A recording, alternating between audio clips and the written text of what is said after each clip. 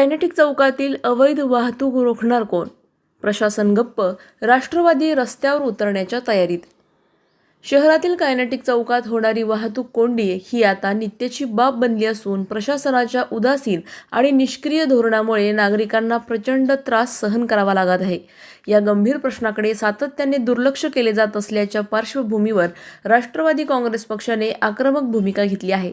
आमदार संग्राम जगताप यांच्या मार्गदर्शनाखाली राष्ट्रवादी काँग्रेसचे युवा नेते वैभव ढाकणे यांनी पालकमंत्री राधाकृष्ण विखे पाटील, जिल्हा पोलीस अधीक्षक सोमनाथ घारगे तसेच संबंधित वाहतूक व स्थानिक पोलीस अधिकाऱ्यांना निवेदन देऊन कायनेटिक चौकातील वाहतूक अराजकतेकडे लक्ष वेधले. कायनेटिक चौकात मोठ्या प्रमाणावर सुरू असलेल्या अवैध प्रवासी वाहतुकीमुळे रोजच प्रचंड वाहतूक कोंडी होते. नियमांचे सर्रास उल्लंघन करत रिक्षा व इतर वाहने रस्त्यावरच उभी केली जात असल्याने इतर वाहन चालकांना मोठ्या अडचणींना सामोरे जावे लागत आहे.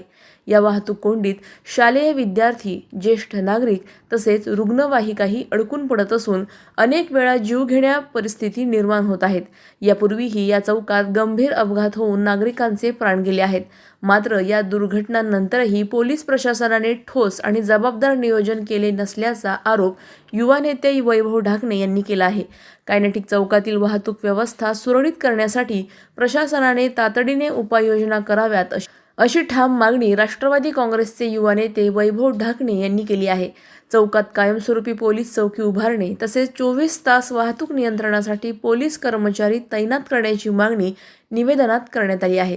या मागण्यांकडे दुर्लक्ष केल्यास राष्ट्रवादी काँग्रेस पक्ष तीव्र आंदोलन छेडेल असा स्पष्ट इशाराही यावेळी युवा नेते वैभव ढाकणे यांनी दिला आहे.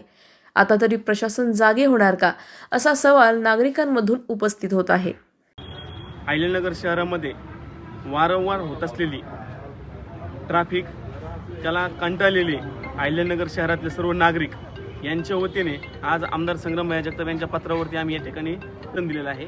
या ठिकाणी आपण बघत आहात, शहरामध्ये वारंवार पत्र दिले जातात, वारंवार आंदोलन दिले जातात, वारंवार अपघात होतात, पण पोलीस प्रशासन कुठल्याही प्रकारे याच्यावरती कायमची उपाययोजना करत नाही. या ठिकाणी यांनी जी वाहतूक कोंडी असेल ज्याच्यामुळे विद्यार्थ्यांना, ज्येष्ठांना आणि नगर शहरातील सर्व प्रवाशांना, नागरिकांना त्रास होतोय, त्याची लवकरात लवकर त्यांनी दखल घेऊन वाहतूक कोंडी थांबवून प्रत्येक चौकामध्ये एक वाहतूक शाखेचा आणि एक पोलीस स्टेशनचा कर्मचारी ठेवावा आणि नागरिकांना या वाहतूक कोंडीपासून दिलासा द्यावा. या चौकामध्ये अनधिकृत अतिक्रमण केले गेले आहेत. त्या ठिकाणी सुद्धा पालिकेच्या संयुक्त विद्यमानाने या पोलीस खात्याने त्या ठिकाणी कारवाई करावं, ते अतिक्रमण काढलं जावं जेणेकरून वाहतूक कोंडी होणार नाही. वेगवेगळ्या ठिकाणी खूप सारे अतिक्रमण झाले, त्याच्यामुळे देखील वाहतूक कोंडी या ठिकाणी होते आहे. पण पोलीस प्रशासन असेल किंवा महानगरपालिका असेल त्या ठिकाणी गेले पाहिजे, ते अतिक्रमण काढले पाहिजे.